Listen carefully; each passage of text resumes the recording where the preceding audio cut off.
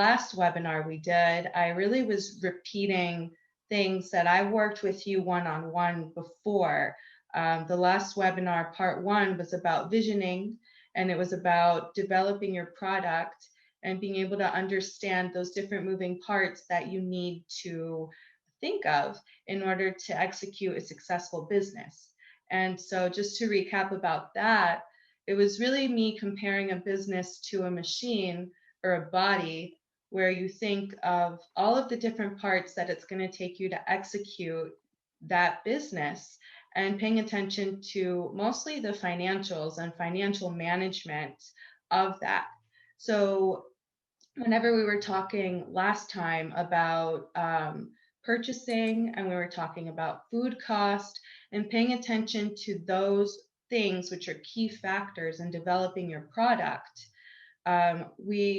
I got a question at the end of that webinar, which was a really great question that I actually posted on my Instagram afterward, which was talking about that somebody had a question about that there was things that they were seeing that were becoming very popular in the market. And they asked me, how do I find out where things, where those popular things are in the market or what they are, and sell that, because I think that that's going to make my business more successful. And my response to that question was that I believe that more so that, yes, you have to pay attention to what's popular in the market, but I believe more in creating your location as a destination, or your product as something that's a desirable good that feeds some sort of need in the market or some sort of niche. So this webinar today, we're talking about staff training, we're talking about personal entrepreneurial development, and we're talking about the importance of technology and customer relationship management systems and POS systems. So you're going to get a lot of information that I'm trying to cram into an hour. So feel free to ask questions. But I'm going to share this slide with you first. All right, that's my intro. All right, some books. So in these webinars, I like to incorporate some learning materials and some things that have helped me develop businesses and have that sort of knowledge that I need. Now, there's no way that I can cram everything I know into an hour of, not even an hour, because I only have a short part of the hour to be able to talk to you about training. In the future, we're going to schedule other webinars to be able to talk more about training. But I want to share with you what I have used and things that have helped me learn so much about how to manage teams. So one program that I really like that I find is affordable, but even if you don't want to take the program, the books are excellent, are the Zing Train books. So there's those two books, Being a Better Leader and Managing Ourselves. Those have helped me so much in development. I went to the Culinary Institute of America. I'm a classically trained chef. I've had a lot of that, formal school education as well as my experience. However, these books and this training has a different outlook than that sort of brigade system training that we usually get in these different programs. So something I really like about these books is that it talks more about a Y management style rather than an X management style. An X management style is more of delegating and instructing and kind of like leading your team almost like a general in a very militaristic way, where a Y management style takes your team and it allows you to kind of, sometimes, you're dealing with humans, or you're not dealing with them, you're working with them, right? And your team is made up of humans, and humans are not all the same. We're all different. We all have our talents. We have our, things that we're weak at. I know, for example, that Well, it may not seem like it because I'm on this webinar, but I get super camera shy and I'm not very good at speaking in front of other people. So I'm that type of personality. However, whenever I kind of seclude to the kitchen and I get lost in the food. So whenever I'm a cook in a team, if I'm looking at myself as a cook, I would place me probably in prep or at the line and not at a buffet or an action station in front of everybody for their business, right? So sometimes I've had team members that get overwhelmed with, rushes, which, you have to train them to get out of. But if you're not able to do things like that, maybe they have talents in other places. These books help you train your staff to achieve that position that you need them to be in.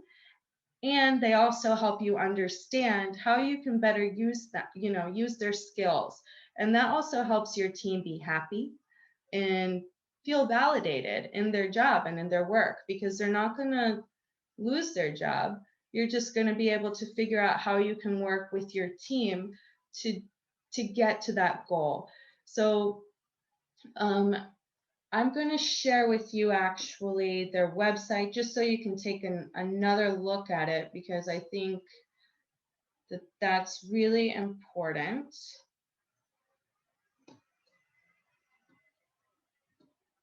So this is their website, and in their website, you can find out a lot of things about what they do, but my favorite part is the library, where they talk more about the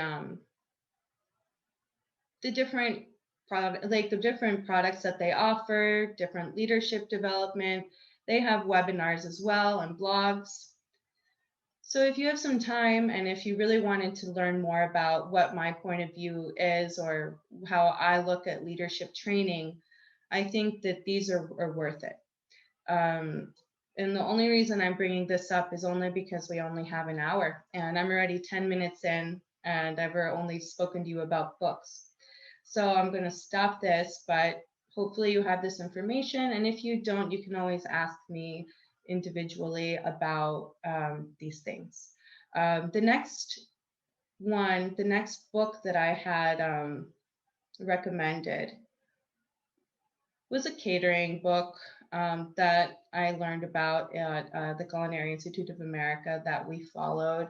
And I actually keep it at my desk because I write lots of business plans and I help a lot of you with your businesses. And this book really helps you, especially in understanding the types of teams that you need for different executions, and then also your costs. So this is something that if you are doing something where you're delegating to a team in a business such as a catering business or something where you're doing an offsite event where you need, to hire kind of a new team basically, and trying to figure out how to place them and what to do and what you need. This was a really good textbook. It was literally my school textbook, but I wanted to share it with you as well, just so you have those resources. Now, the reason I wanted to just share that first was kind of a little bit to get it out of the way in a sense, because I wanted to just show you that and so that you understand that this is kind of the basis also of what I'm about to talk about, or a lot of these topics that I learned in these programs are what I'm trying to share with you. So if you wanted that in-depth knowledge, again, I recommend that program. So we're talking about training and development and technology. So right now, especially as we're moving into a more technological world in the restaurant industry, we're facing a lot of food businesses that still use like handwritten tickets and those older registers or different systems that they've been recommended as far as whenever they go to open their businesses that they need. But I think that the most important thing for an entrepreneur or business owner to know is that as you develop these different systems that you need in your steps of service, you're making it flow and you're making it so everything works together. As a business owner, you're going to get sold a ton of different services. I'm sure that you know that whenever you registered your business, you got like a ton of calls. Hey, hire me for your POS. Hey, we can do your delivery. We can do this. Everyone can offer you something, and everyone wants to get paid, quite frankly, and they want, to be able to sell you their service. So how do you choose? What do you do that's best for your business? Um, as a business owner, you're always trying to save costs. You're usually looking at what your cash flow is and you're trying to say, okay, how can I use this to be able to make a better profit? Or what's the most advantageous thing for me to do for my business to be able to keep the cash flow? And is this something that's going to make me money in the long run? So as you're developing these thoughts, you're also thinking, is this something that my team's going to be able to use? Can I train my team to do this so that basically you don't have to worry about it and you can just kind of let it go and manage it? Because the most important thing that you can do as a business owner is work on your business and not in your business. You have to be able to be free so that you can think how, what potential opportunities do I have? Where can I network to be able to grow my business? And you need to feel okay that your business is working properly and that your machine is flowing. Now, though, some of the best tools that you can use in order to ensure that fluidity are technological tools, but they also happen to, sometimes be pricey or you have to have an investment. Now, I will say that as I've been able to grow my business and figure out all of these developments and work with other restaurants and see once they implement these things, which is something that we all, I'm sure that you all know, that technology might be some investment, it's more of an upfront investment, but in the long run, it makes everything flow so much better. It makes everything fluid and it helps you save, not just in admin costs that you would have to hire somebody out for different things, but well, yeah, and in training also, training costs are also kind of difficult. If you have too complicated of a system, your training costs are going to go up because people aren't going to understand it as much. And another part of the technology and what's important about the technology is your customer relationship management. And like, I can't say that enough. I can't tell you enough how important it is for you to capture every single customer's email, phone number, what they order, when their birthday is, all of that stuff. And the reason is because, and actually we were kind of chatting about it before you guys logged into this webinar, is that when you go to a restaurant or you go to a food business, you don't want to feel like another one of the masses of people that go there. You want to feel special because you're their customer. So as a client, you want to feel like they know you. They know what your favorite thing is. They know last time you came in. But as business owners, we know that we see hundreds and hundreds of people. So how do we provide that quality of service? How do we grow and systematize our organizations and maintain that special, unique soul of the business that we talked about in the last webinar, that special part of why people go to that third place, right? So a huge part of it is the CRM. And especially for, I see a few of your companies and I know that we have like distributable goods that are, more going to be geared toward online sales. And I know that we have, catering here, and I know that we have a restaurant here somewhere. And all of you have something in common in what you do, which is going to be that when you have these clients, your goal is going to be to make sure that you keep them and that you retain the bulk of them. You might not retain all of them because that's just life. Sometimes people move, people, whatever, but how do you create that loyal clientele? Because when you have that loyal clientele, then you can build upon it. Then it's a snowball effect, and that's going to grow your business. But if you have clients and you let them go and you seek, other clients and you keep having new ones, do you really grow as a company or do you just stay there? So the goal is always to make sure that we're building legacy businesses at the SBDC. So you're part of the DCSBDC because we want you to be there for forever. It's a legacy business. So I try to think, okay, how do we make this size business a big business? And how do we keep that charm so that you can continue being successful and not lose that clientele? Now, as that relates to staff training, that's really important because employee retention is incredibly important, especially in sales. Whenever you have someone that's worked for the company for a few years or is invested in the company, they give better customer service, they remember the clients, and they stick around to make sure that your portfolio is growing. Every time you change that position, then you have to retrain that, and that's really difficult to do. So the best way that you can retain that team member, that person, that salesperson that you really value in your company, is that you can make it simple for them as far as like the admin part of it, so they can have a happy work-life balance as well. Because the whole point of you opening your business is that you want to be successful and you want a healthy work-life balance. But your employees have to have that too, because if they don't have that, they're going to go somewhere else.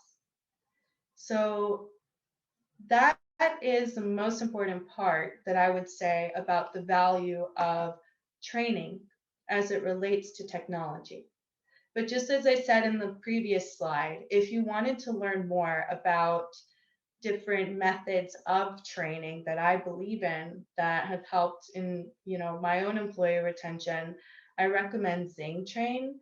And as I schedule other webinars, then we're going to talk more about passports and servant leadership and the other training tactics that they explain there, and why they're great, why they're ethical, and why they've helped them grow their businesses the way they have. Because Zingerman's is amazing. They started as a little deli, and then they went on to incredible growth with their bakeries, their candy lines, their specialty goods, their online delivery systems where they did special meat of the club or meat of the month club and different things of the month club, and they've been able to manage it so seamlessly, so beautifully. And it's because of the way they treat their people and because of the way their people treat each other. So that's why that's important. But I'm going to keep going on to Stefan, because I invited Stefan here today because I've known him for many years. Now, in line with my belief in business, I believe that when you're selecting to work with a business, you should work with somebody that you trust. So you should think about your nest and your circle and network of people that offer services that your business needs. And if you're able to work with them in a way that gives you that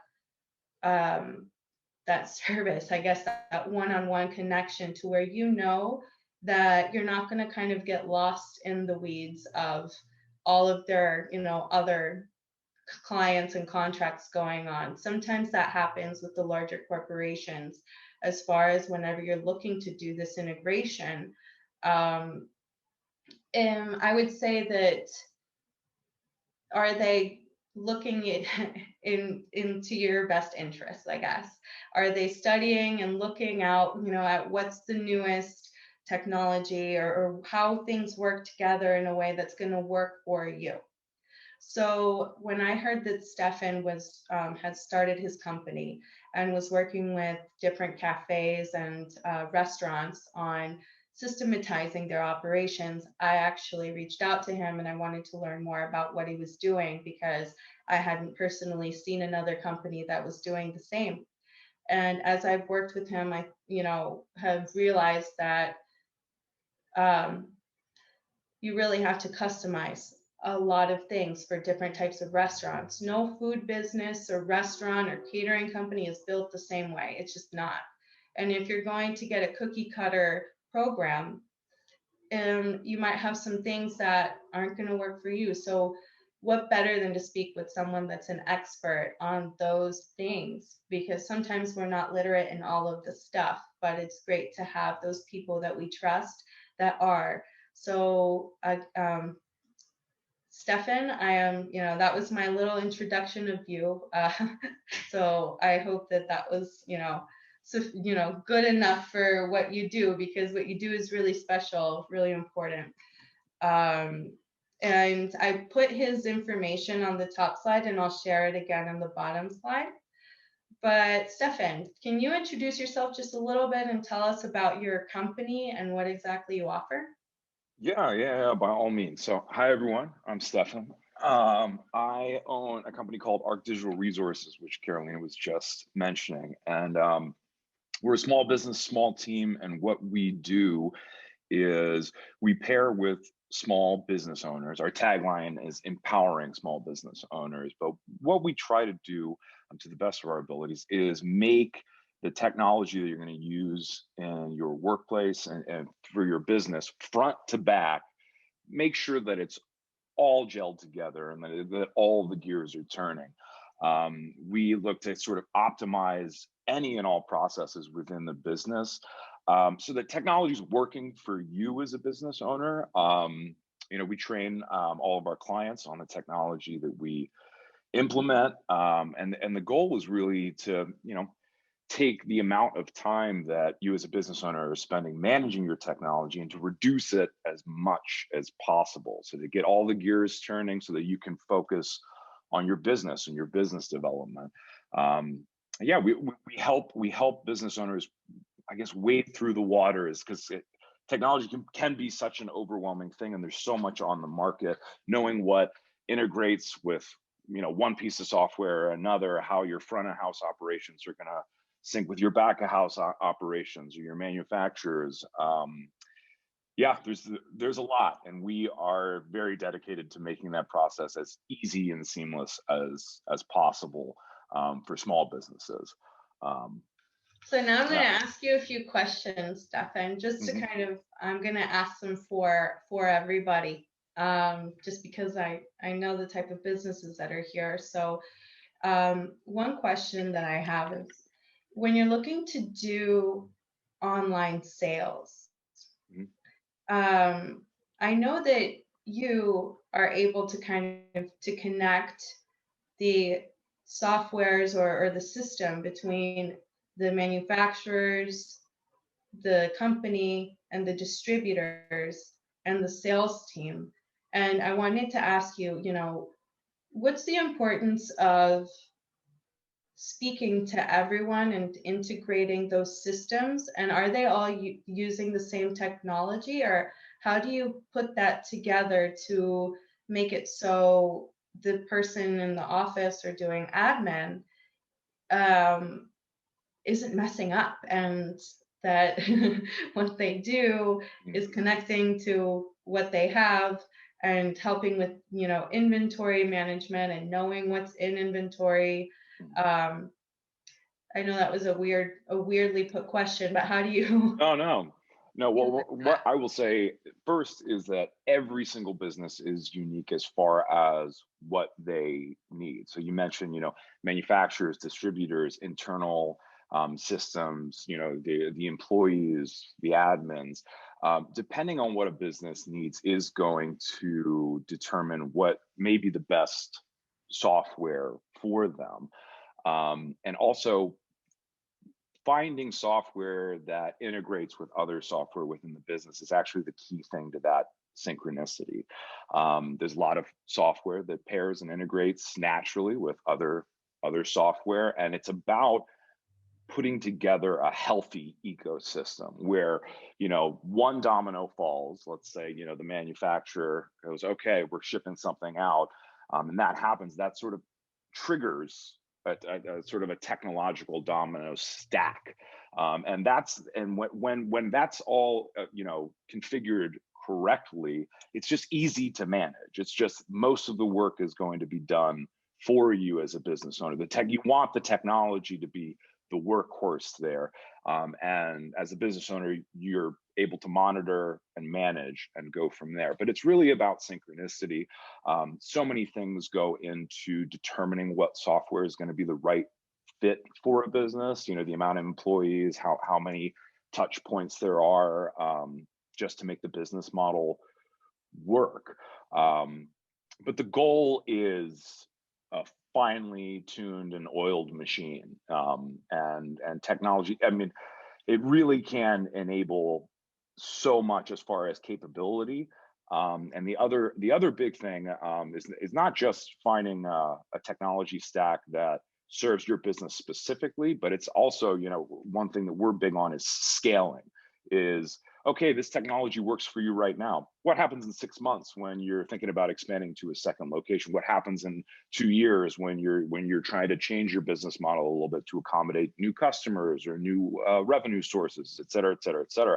Having the right technology in place from the get-go is going to make those evolutions a lot easier.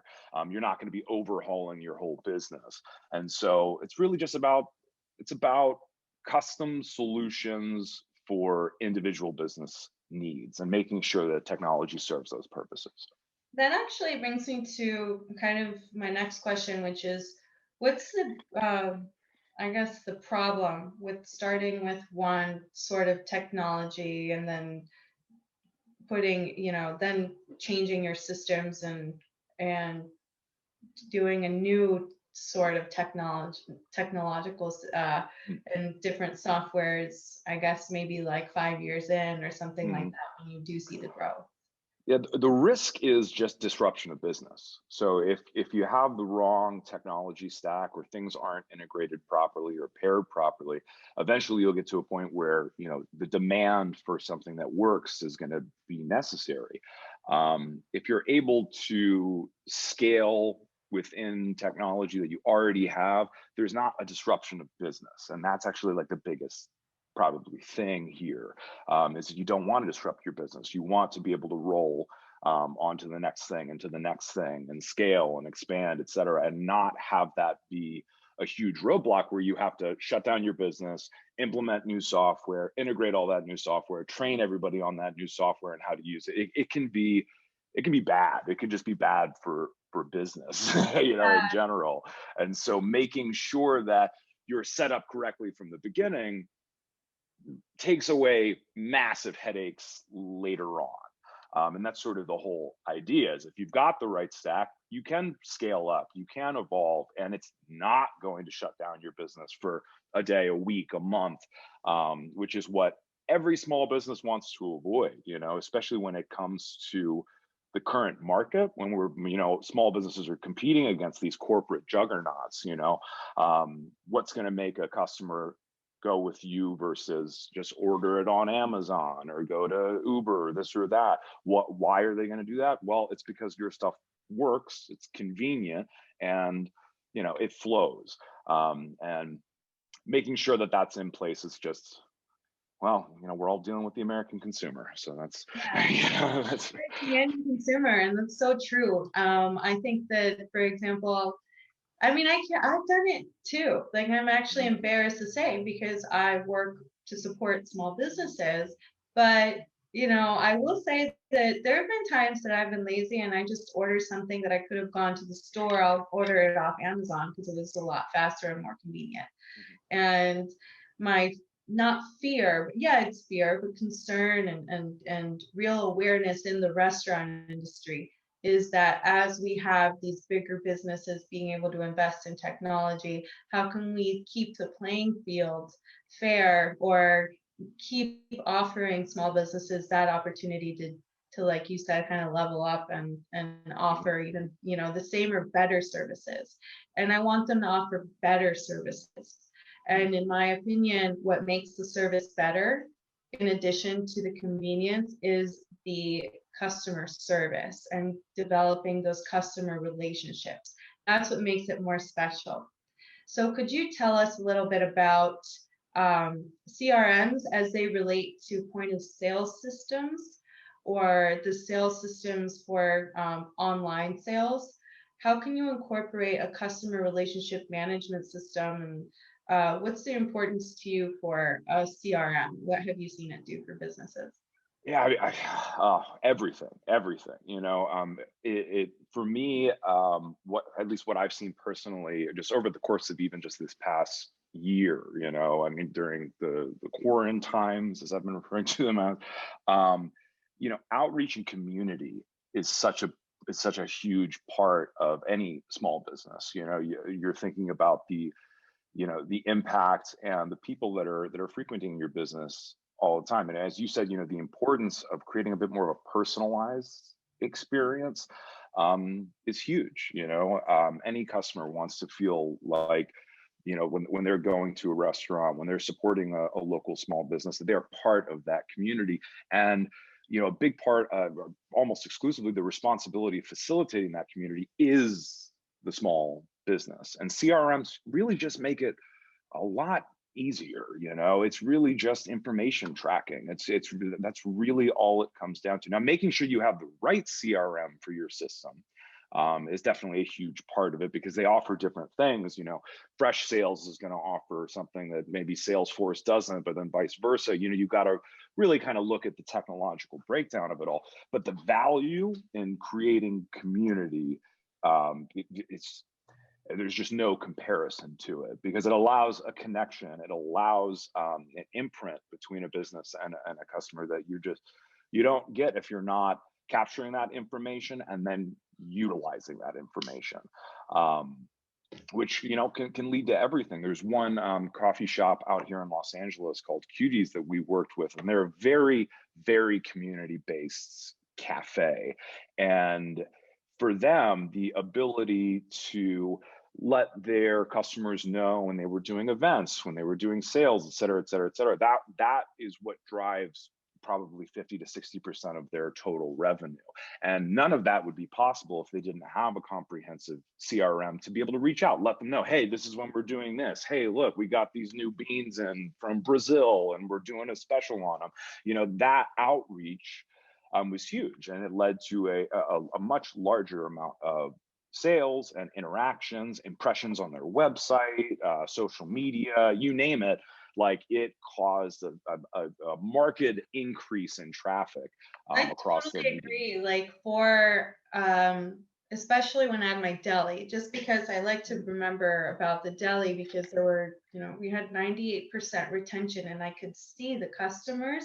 So I already knew who was coming, when their birthday was, what was going on, and I could prepare for it. And it gives you more of an advantage to how to market to people, because you see exactly, the data, and you see what's happening and what's most effective.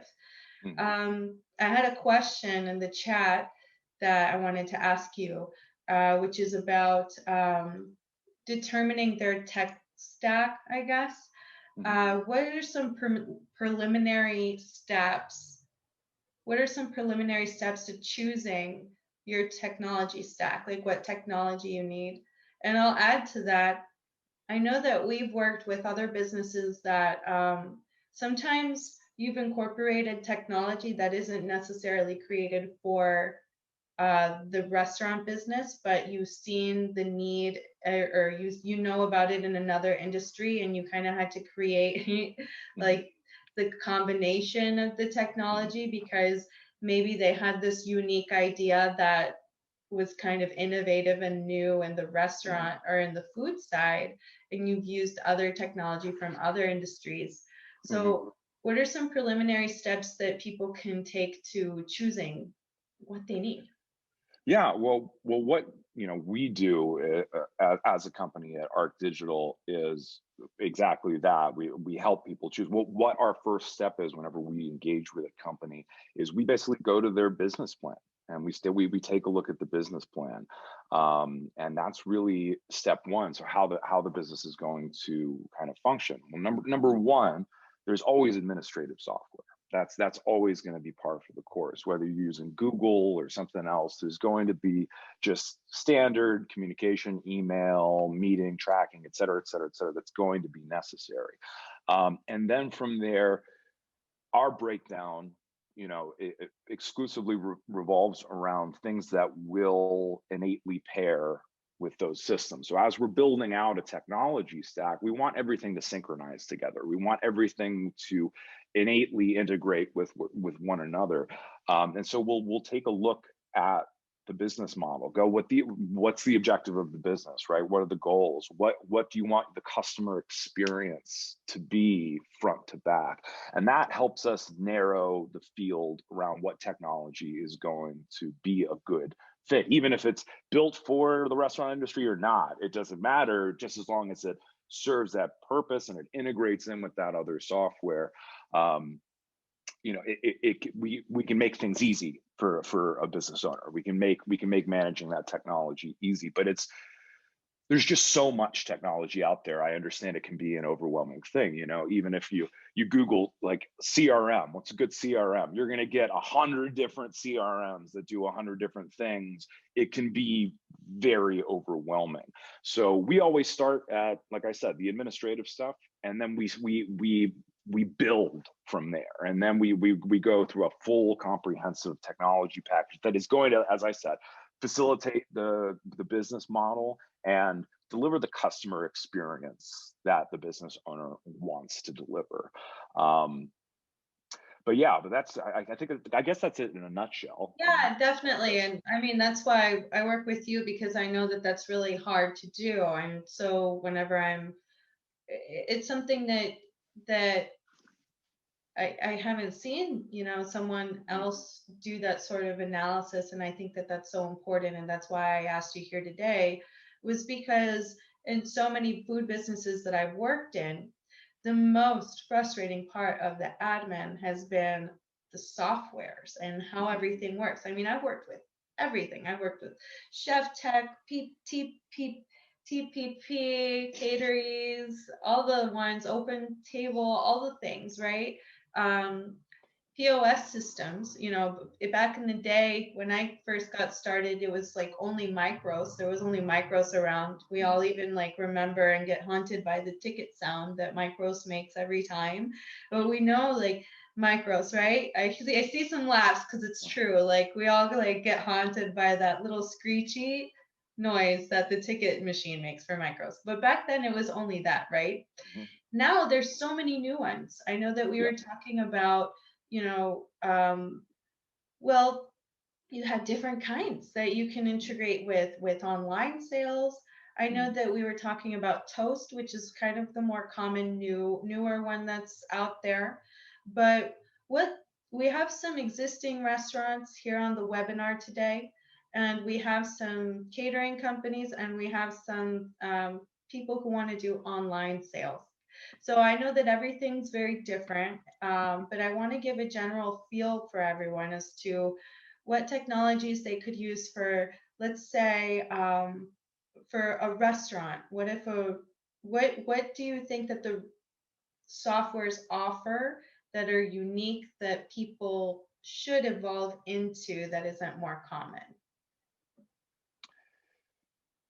Yeah, well, I mean, I think nowadays, once again, it's about building a comprehensive system, right, where everything is sort of tied together. And so, the big thing you mentioned Toast. I think one of the reasons that they're seeing a lot more traffic is because they have a hardware and software pairing, right? You're going to get the physical POS devices as well as the software, and that's going to integrate in with a lot of other things. You have other companies like Square does that. The software, I think, is mostly free for the most part, and you just buy those little little cues that you put in an iPad or an iPhone, and go from there.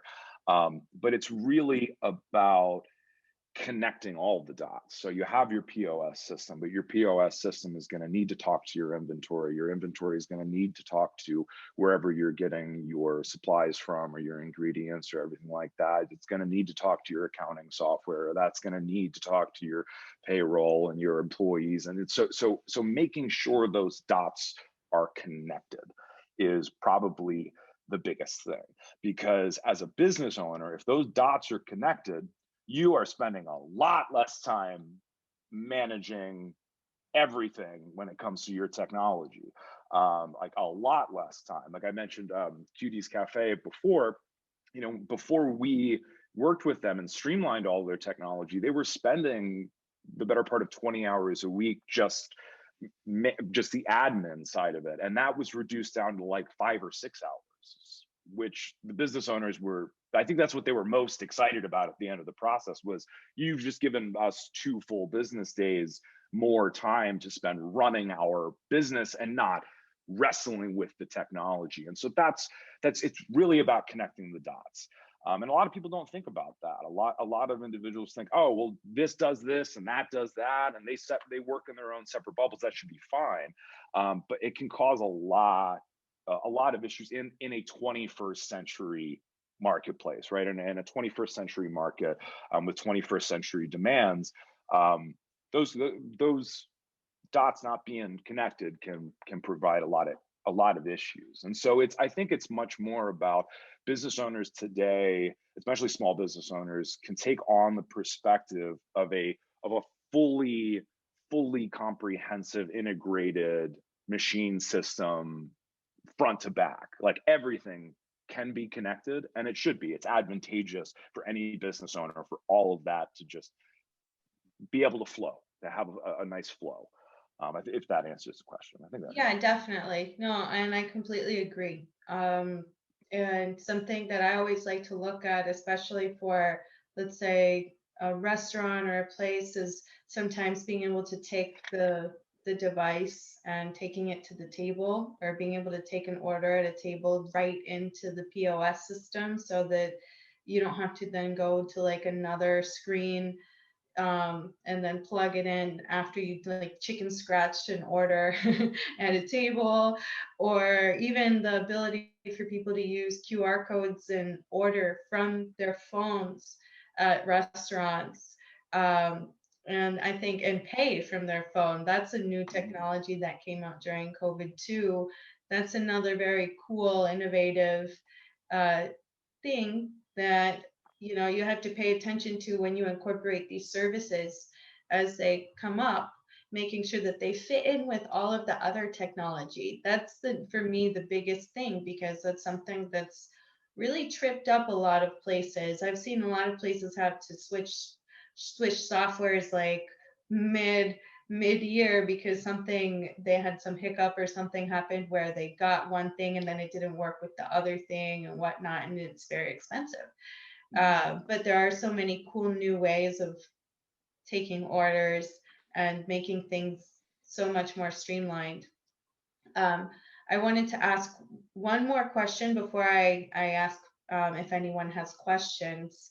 I've seen you be able to take apps, I guess. I know that app development is something that's very important to a lot of business owners. And there are softwares that offer where you can create they'll like let you create an app through their softwares. And something that I think is cool that you've done is the app development, but then also how much does that usually cost to do? Yeah. And what are some alternatives that you've been able to offer some businesses as far as that? Yeah, well, app development, especially for like mobile, if you want to put it on phones or anything like that, it can be a bit of a minefield that can get extremely expensive very, very fast. If you have a very unique business model or anything like that. The sad news is you're probably looking at $1 million+ in development in order to get a really functional app going, because it usually requires hiring a development team and coders, and you got to just put all your eggs in that basket, which is completely unrealistic for 99% of small businesses. That's just not sort of a viable path forward. So one of the alternatives to that is creating an app-like experience on a website, something that can be still accessed through mobile, and something that delivers I guess the experience that as a small business owner you would want your customer to have. So developing for a website is going to be something that is much more in a technological wheelhouse for a small business. And once again, making that functional through mobile is a great thing, but an app itself, or something to put onto the App Store, it can be an endeavor which I would recommend most small business owners wait on and sit on for a little bit until your proof of concept and your customer base is there enough to support that development, because nobody wants to throw $1 million at something that isn't going to work out. That's not ideal. Yeah, well, when you develop those types of apps, I'm sure that you need that's a whole business in itself if you're developing an app. And I know that I've gotten the question a lot from different restaurant owners, especially, but different business owners, like, Carolina, I want my own app and I want it to do this, this, and this. Mm-hmm. And that's usually my, well, I never gave them your response. I actually just told them, well, let's map it out. Let's see what you want. And then when they see the price tag, they're like, well, okay, never mind. That's not what I needed. And so I think that your distinction in saying that you can have a mobile friendly website and developing that is a really great alternative for restaurants. Yeah.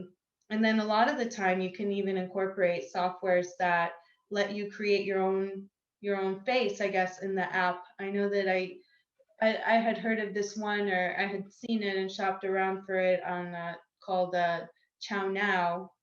And Chow Now was a software that took the deli and was able to do the app, and then they did their own delivery system that they connected with Uber Eats, and they delivered.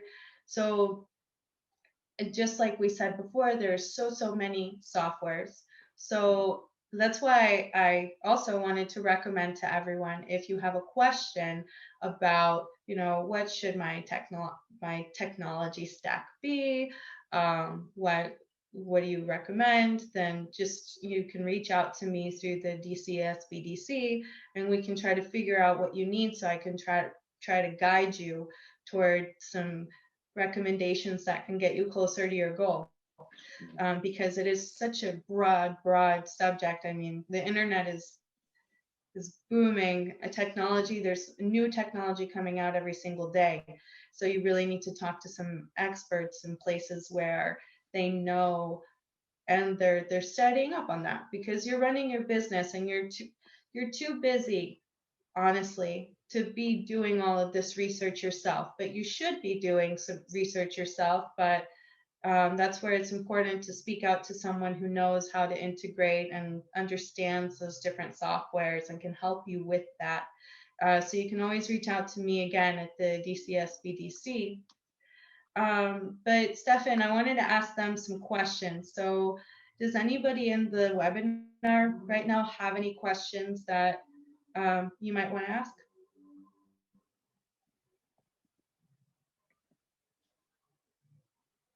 I had a question, Carolina. Kevin Devine, Stefan, thank you so much for your presentation. So your systems, are they specifically geared towards the restaurant industry, or are they business systems that we kind of put restaurant information into? Does that make sense? Yeah, it depends. It really depends. Honestly, everything is case by case. When it comes to, as I said, like what your business does, what you want your customer experience to be, et cetera, et cetera, et cetera. Since there's so much on the market these days, it really is about finding the right fit. And it works. I mean, we work with, my business works with, multiple different industry types. We work in food services. We do stuff for retail. We do, like, there's a fit for everything. I think particularly in food services, there's been almost like a hesitation for so long in certain industries to like commit to technology. And I think that's because there is no one size fits all solution, which is, not great, but at the same time, it does open up the opportunity for a business to find that right fit that is gonna work. But it's all done case by case basis, completely individually. Yeah. All right. Does anyone have any other questions? I'm going to wait a little bit and then I might just keep asking you questions, Stefan, because I do. And we only have a few minutes left anyway for the webinar. It's almost over. But so, all right. So nobody else has a question yet. So I'm going to ask you some more questions. Keep them coming. So we also have some clients here on the webinar that have they want to do online sales. They want to offer their product and sell it online direct to consumer, but they also want to sell business to business. Whenever they do these things, they have to manage their inventory. And there's something that I've noticed a lot of times: someone will have inventory and then they'll sell online. And then what happens when somebody buys something online? Is there a way to get it to connect to what you have in your warehouse or in inventory? And are you able to integrate it with the sales system on the website? Short answer, yes. Yes, completely. Thankfully, inventory control, inventory management software has come a long way. Even just the past few years, we've seen that take a really big step up as far as the innate integrations into POS systems as well. What I would recommend to any business is just making sure, as I was saying before, that those dots are connected, that you have an e-commerce system that is supported via your webpage, that is plugged in with your physical space, to where all of that is operating, pulling information from the same locations, so that you can have consistent inventory across platforms, whether it's you're selling online or you're selling in your shop. And when you sell something online, that is taken away from your store inventory, or when you sell something in your shop, it's not, maybe that was the last item, it's not available online anymore. Making sure that happens in real time is also, I think, a huge part of that customer relationship management, because it allows you to avoid that awkward phone call where you got to be like, listen, sorry, we just sold this online, we don't have it anymore. Like, we got to cancel your order, or whatever that may be. So making sure that everything is reflective in real time of what the numbers actually are, I think is a huge asset to any business. But the systems do exist to make sure that that all those gears are turning and synced up together. Yeah. Well, thank you. Because there are, and I've noticed also that there are a lot of systems where you can like have the postal service, I guess, come to your location and pick up. You can package at where your location, and then they pick up and they deliver, as opposed to people, going to take all of their things to the post office or something like that to sell. I've noticed a lot of those things and how they can integrate with people's online store. So I think that that's so important to know. Is there a tool or anywhere that you use to kind of to stay educated about this? Would you, is there anything that you listen to that you enjoy listening to that might help people as far as development in their business as far as their outlook on technology. I'll give you an example. For example, for me as a business owner, I love listening to how I built this. And I tell my clients this all the time. I love listening to how I built this because I like to hear how different business owners have kind of faced certain things in their businesses and how they've been able to kind of overcome and push forward. So that's why I like to ask, like, what kind of things might you read or recommend that a business owner look up to be able to be in the know? Yeah, I was about to say how I built this is also something that I'm plugged into. So I really enjoy that. Honestly, getting involved in the digital communities around your business specifically. That's really it. Whether that's on Twitter or Instagram or anything like that, but getting involved in those digital communities with other businesses that are maybe doing something similar or something like that. That's actually a great way to sort of keep your finger on the pulse of that. Is that community engagement, that community interaction, because you're gonna, from there, you're going to have other business owners, tweeting out about what they're using, this and that, and you're not going to get that from an article on BuzzFeed or PC Mag telling you what the best new software is or this or that. That's going to be mostly corporate stuff. A lot of the major publications really just give corporate solutions, which isn't helpful to most businesses. It's just not realistic or helpful. So I would say, honest, community is everything. Staying plugged in, staying engaged yourself as a business owner, it can open up so many doors, more so than anything else, in my opinion. But yeah. Okay, thank you. Does anyone else have any questions? I know we're almost out of time. So no? All right, I'm going to share my screen and just take it to the last slide, which just says thank you. But if anyone has any questions, feel free to stay on. But I wanted to, thank you, Stefan, so much for your time, for sharing those, points of view and your experience with us. And I just wanted to repeat to everyone participating here today that I know that a lot of this information is very general because it's geared toward many different types of food businesses. If you want to have some specific help and you have an idea as far as how you want your systems to run, or even if you don't have an idea of that yet, reach out via the DCSBDC or my Instagram. I'll connect you with Stefan, or Stefan has his website also, which is arcdigitalresources.com. But yeah, I will say, if you are interested in speaking with me more about this, the easiest way, just send me an email, just Stefan@arcdigitalresources.com. We can schedule a Zoom call, which is my preferred method of communication these days. So.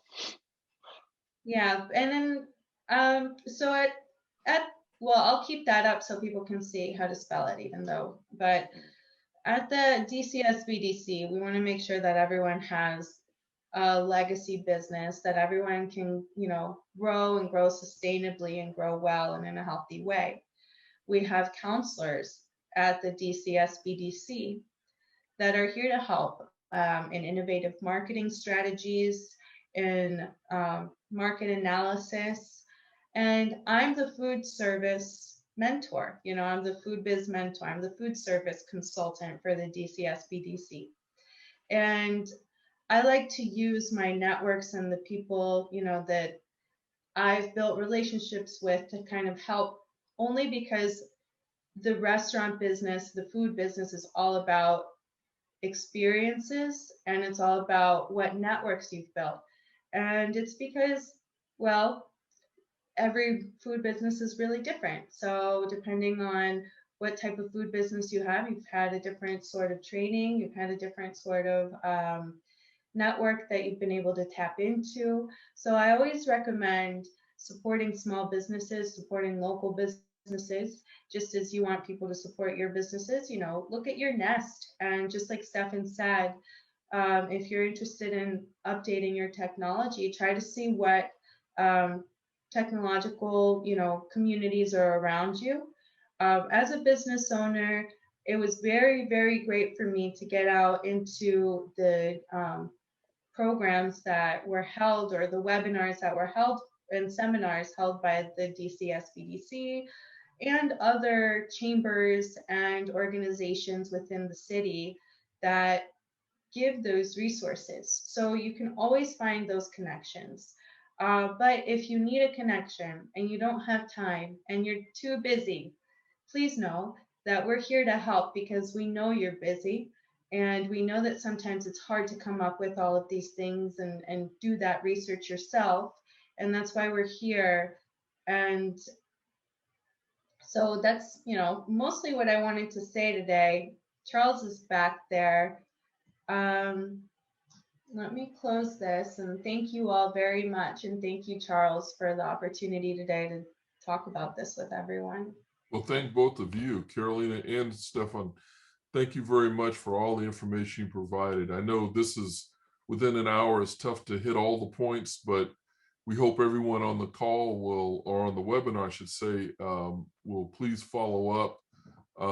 I should also add too that our services are free of charge through the DCSBDC. So it's your tax dollars at work. So definitely take advantage of it.